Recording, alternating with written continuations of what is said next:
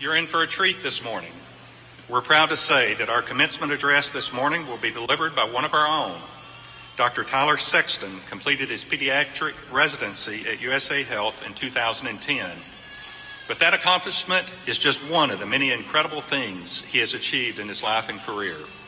At age 4, Tyler Sexton was diagnosed with cerebral palsy, and doctors believed that he would never walk or talk.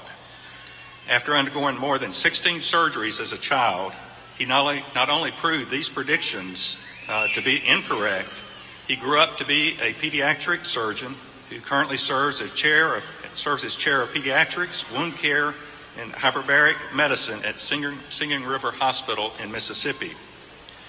For most people, overcoming the odds to pursue higher education and a career would be enough. But along the way, Dr. Sexton also became a certified scuba diver, which spurred his interest in hyperbaric medicine, as well as becoming an author, motivational speaker, and mentor to children with disabilities. Dr. Sexton has inspired thousands of people through his speaking engagements, his book, and his work. We're very fortunate to have him here today. Please join me in welcoming Dr. Tyler Sexton.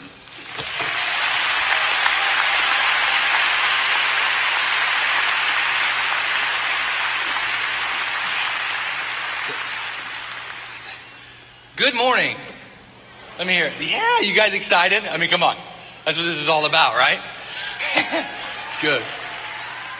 Guys, I am profoundly honored and humbled to be here with you today. And I just want to share a little bit of piece of my story and hopefully encourage you as you guys step out in the next pieces of your lives. I won't take too much of your time because you guys want to graduate, right? That's the goal.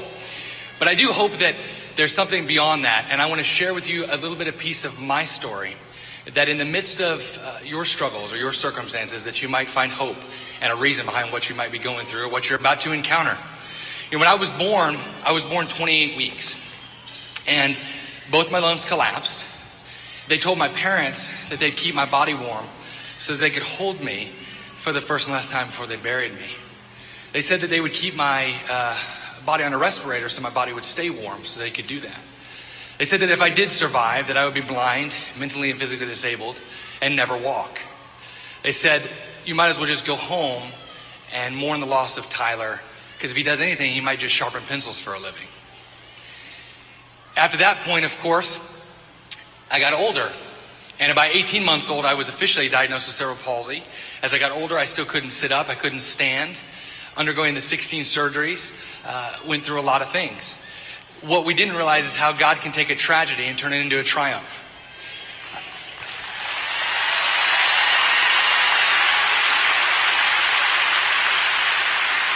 Guys, I want you to realize something right now today, that if you live by everybody else's approval, you will die by their rejection.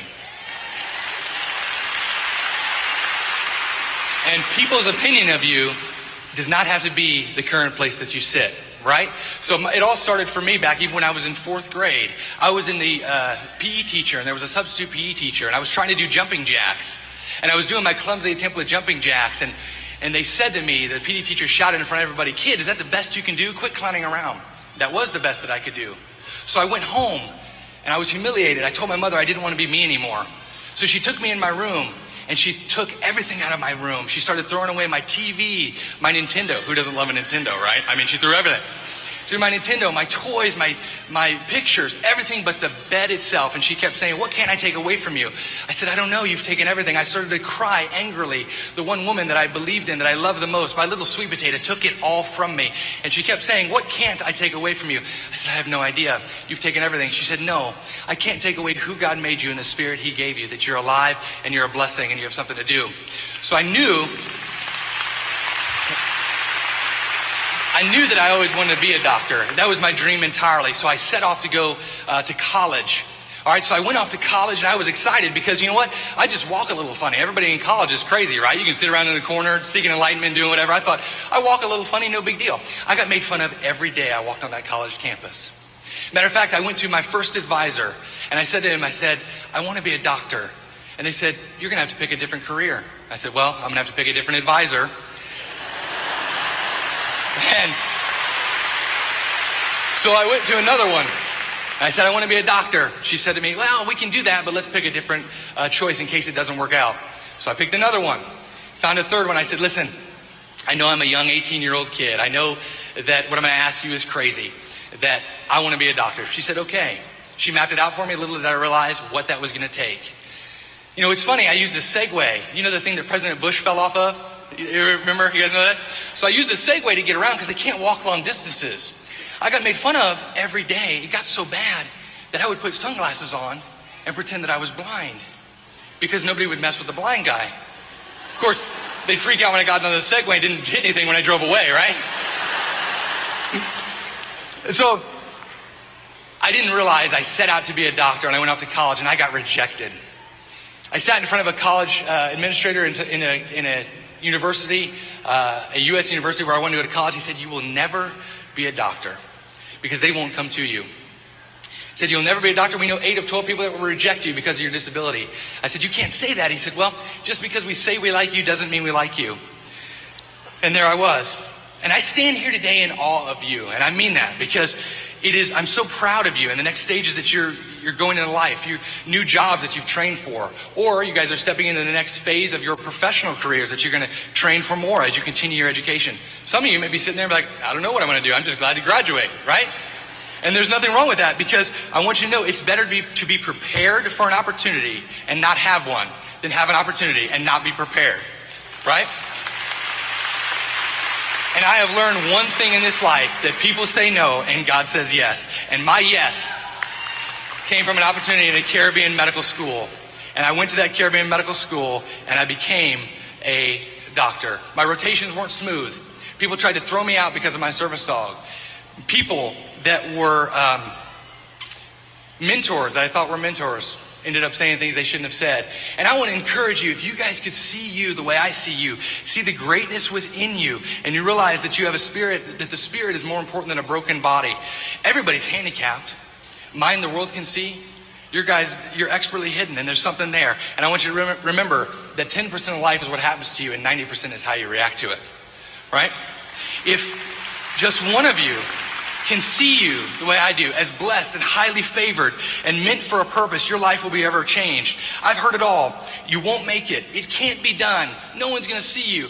Now I have a waiting list. Now I sit in front of as a chair of pediatrics, right?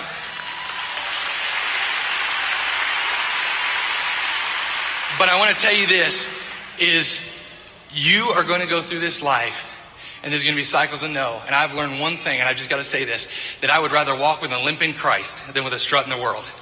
Right? God will put back together and make you stronger right in front of the people that tried to break you.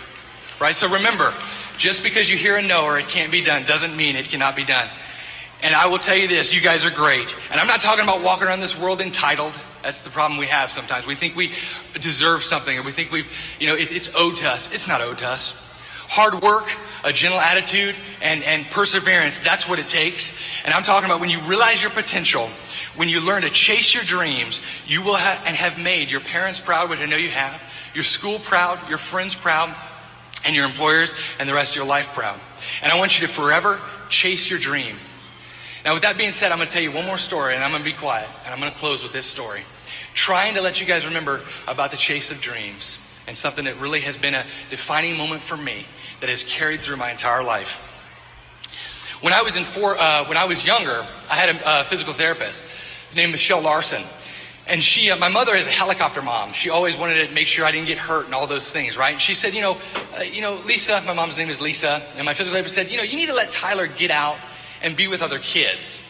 If I could teach him how to bend over and pick up an Easter egg, would you take him to the local Easter egg hunt at the park this year in Florida? And you got to remember, having cerebral palsy, I was 4 years old using a walker. Learning how to wipe myself and not fall off the toilet is a small miracle. Learning how to bend over and use that, hands and feet. And so my mom said, sure, if you can teach him how to pick up an object, I'll take him. Well, my physical therapist bribed me with some juicy fruit, and I learned how to pick up an object and put it in a basket. And so my mother took my sister and I, we were all dressed up because you got to look alike on Easter, right? So I had my cute clothes on, and we were lined up at North City Park, and there were thousands of kids and thousands of eggs in this field. We were standing there, and all of a sudden the gun went off. And all the kids went running, and I was left behind. And my mother then started to cry, and she said, see, this is exactly why I don't let Tyler go out and do anything. This is exactly why I'm not going to let him go out or do anything else, because we're going to send this crippled boy home, and he's going to have no eggs. And her eyes were full of tears. And she walked over for apologizing to bring me. And she looked down at me, and my basket was overflowing with eggs. And she said, how in the world is your basket overflowing? I said, the kids are running so fast, their eggs are popping out of the baskets. I'm bent over and picking them up.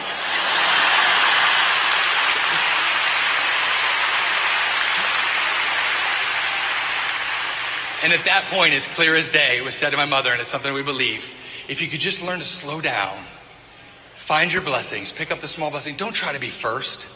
Don't try to mistreat everybody. Don't try to think you're better than somebody else because you know something that they don't. Remember what's important, your family, God, and what you're trying to do, impacting people in a dynamic way. Learn to pick up your small blessings, and your basket will be overflowing, right?